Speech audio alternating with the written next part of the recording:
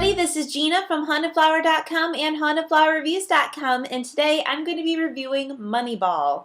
Moneyball stars Brad Pitt as the Oakland A's general manager Billy Beane through a very difficult time in 2001 when he was trying to work within a budget to manage his team. And it was really hard to compete against other teams that had a huge budget to work with to recruit all these great players. They really had to work within their means. So Billy Beane joins up with Peter Brand, who's played here by Jonah Hill, and they developed together kind of a computer program, mathematical formula, and a way to really look at stats to determine the value of a player. And it turned out there were lots of players who were completely undervalued by their teams and were affordable for the Oakland A's if they were played together in the right way.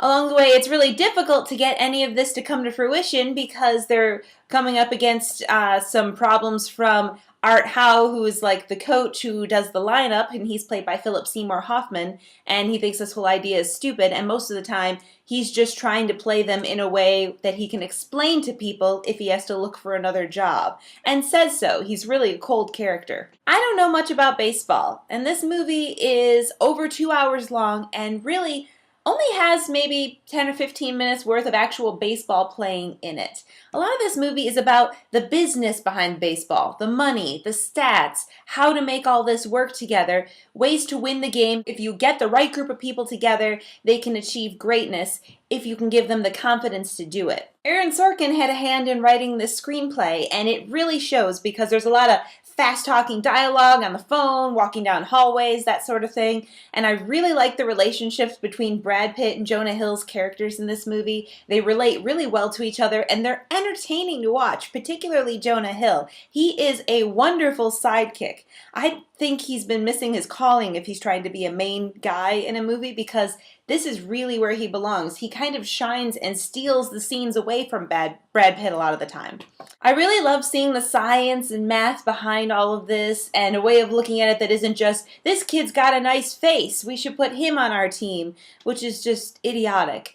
I really enjoyed this movie, and I'm having difficulty articulating why you should go see it, but if you really like The Social Network, you would probably really like this movie because it made coding and all the behind-the-scenes stuff at Facebook like really interesting and engaging to watch. It does the same thing here with the background of a ball club and what's going on in the baseball business. I really enjoyed it, and I think it would go into my top 10 movies viewed for the year.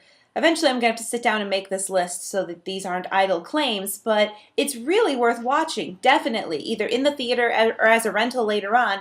So thank you for watching my review for Moneyball. I hope I gave you enough to go on, but I really enjoyed the film and I thought it was really cool. Loved the relationships, the dialogue, and I hope you'll go see it too. See you next time. Bye.